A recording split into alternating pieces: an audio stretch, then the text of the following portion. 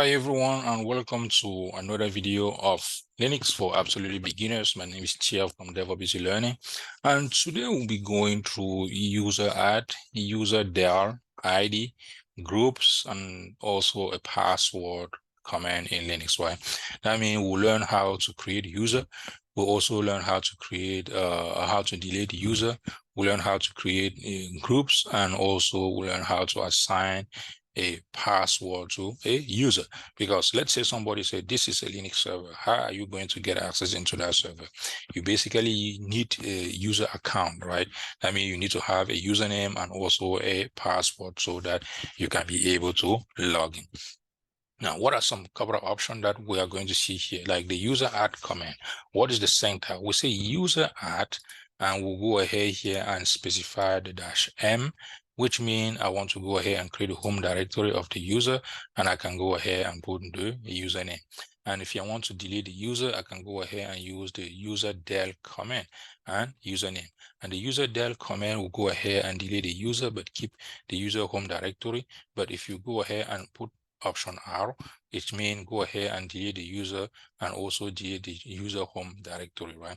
And I'll explain why you should not basically delete a user home directory. Why shouldn't you delete a user home directory? Let's say we are basically working in the same organization and I have a project and I'm working within my home directory, and tomorrow I decide to leave the company, or basically they fire me, stuff like that, and you are a Linux system administrator, they ask you to go ahead and kind of disable or delete my account.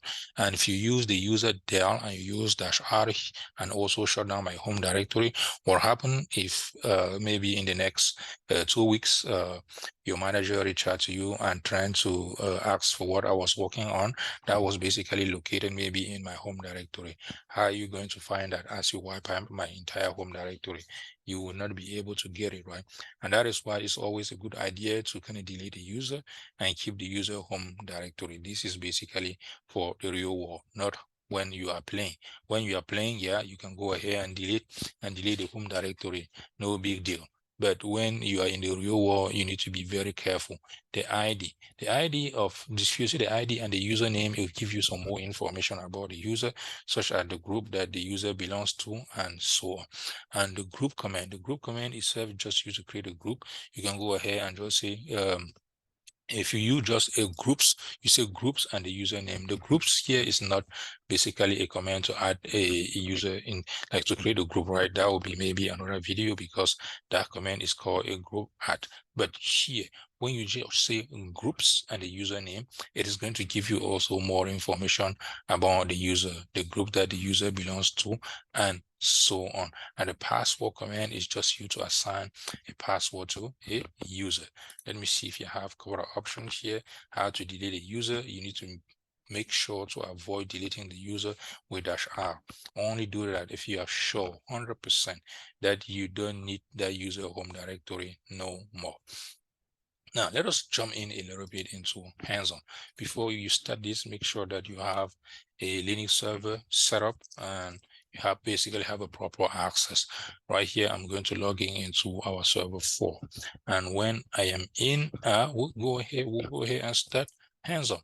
How can I even check all users that I have on this Linux operating system? I can open a file here in etc called passwd. As you guys can see so far here, there's only one user here, which is myself. Let's say I want to go ahead and create another user on this Linux operating system. How can I do that? I can go ahead and use the useradd command, and I will say -m. That means create a user with a home directory, and I'm going to call this user a user Tom. And permission deny. Why? Because I need to create a user as root, and that is why I will use sudo and do that. And let me punch my sudo password, and if you just cut again the et password, you guys can see here that I have a user here called Tom. The user Tom exists already. Now, this user Tom so far here doesn't have any password assigned. And also, if you kind of check what do we have in the home directory? As you guys can see here, I have a user Tom, and I also have a user called Tia, which is myself. Now, let me open another file here and see the behavior, which is in ET shadow. Because when you create a user, the password, the encrypted password of that user will be stored in ET shadow. And if you open the ET shadow, you guys will see here that a user here basically have a password assigned, which is the password hash here. A user Azure have the password assigned, but a user Tom here does not have a password assigned, which means this user cannot log in into this Linux box, right? Why? Because we don't have a password assigned to this user. And how can we assign a password? Very simple.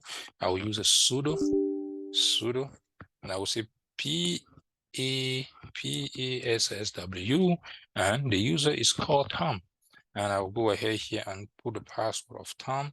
I'll punch a very strong password for Tom. As you guys can see, password updated successfully. Let us go ahead here and check the shadow file again. Oops, permission denied. We need to open this one as root. As you guys can see now, the user Tom basically have a password assigned. This is the password hash, right? Have a password assigned, which means this user can log in into this server. Let me go ahead and kind of exit out of this server, and I will try to log in as this user. I will say SSH instead of Tia.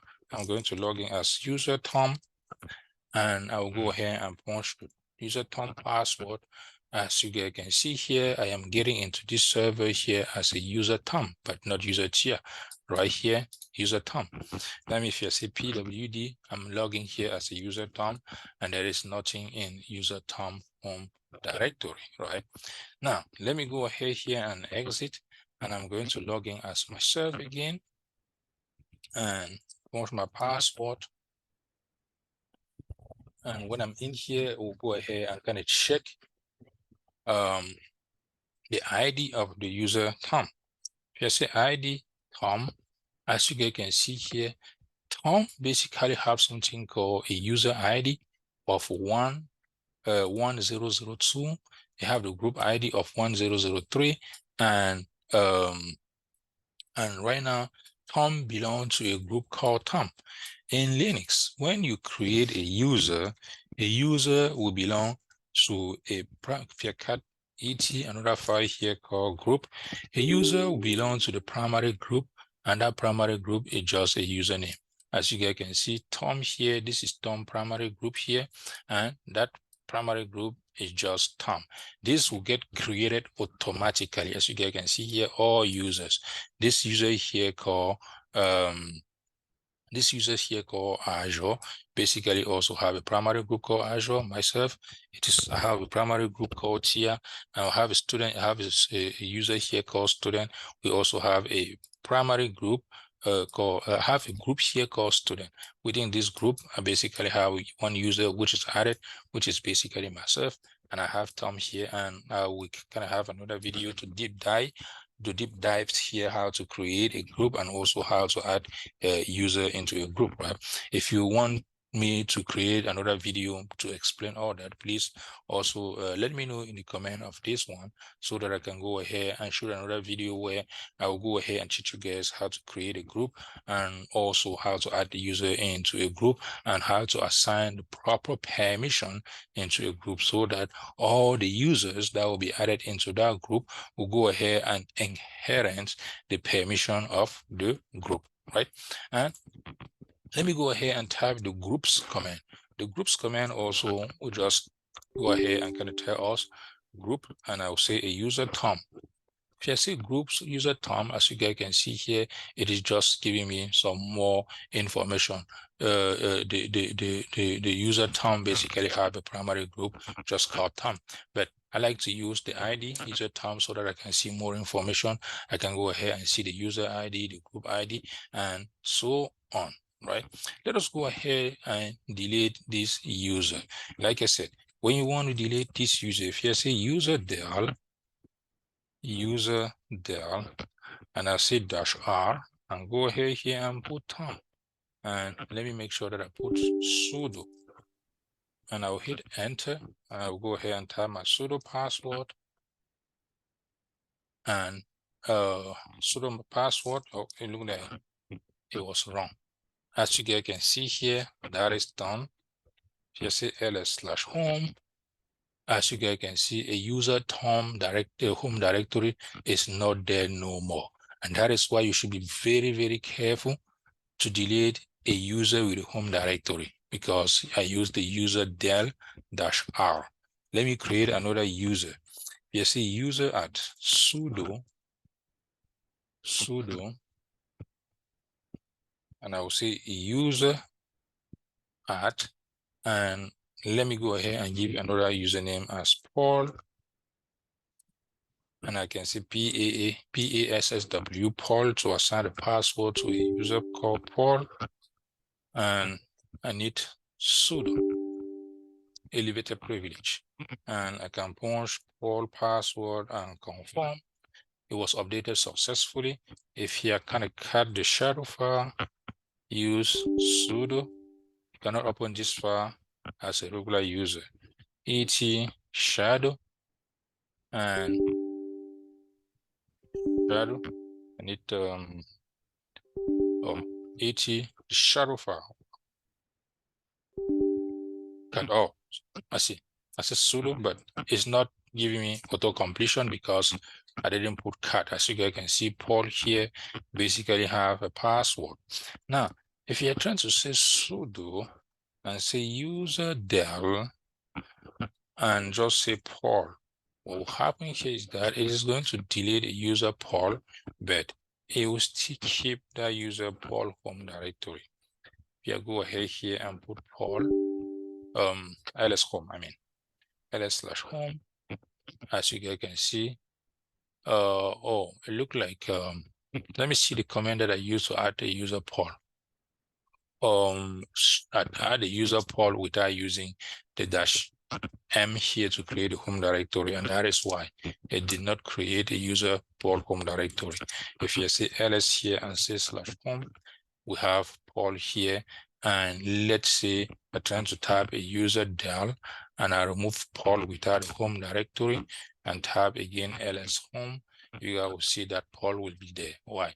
And let's say Paul was kind of working on something, and tomorrow I need it, I can navigate to Paul home directory just by typing /home and Paul, and I can basically get everything that Paul was working on. This Linux will not allow me because I'm trying to go to somebody home directory without being a root user, and I need to make sure that I'm kind of using a sudo, or I can kind of change as a root user, and I will go ahead here and kind of move to this user home directory. I can switch as a root user, power user. If I'm trying to have any headache here, I switch as a power user. Oops. I need to put -i here to switch as a power user, and I can go to that Paul home directory. And if Paul was kind of working on something, I can get whatever Paul was working on. Yes, it's sudo /home. I can go ahead and say I'm going to Paul home directory. There is nothing. cd ...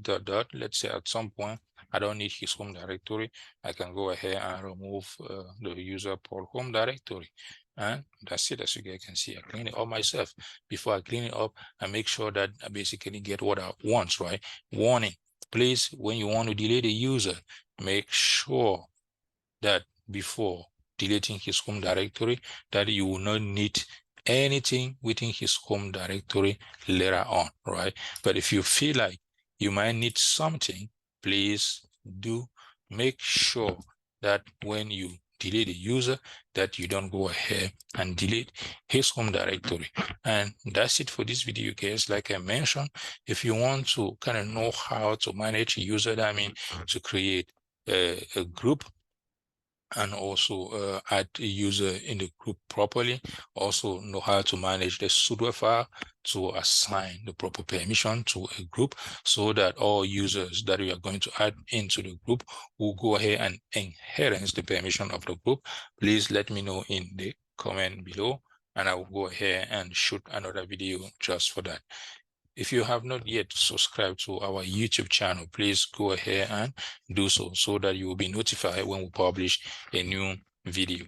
And also, please, if you have not yet followed us on social media, go ahead and do so. Thank you.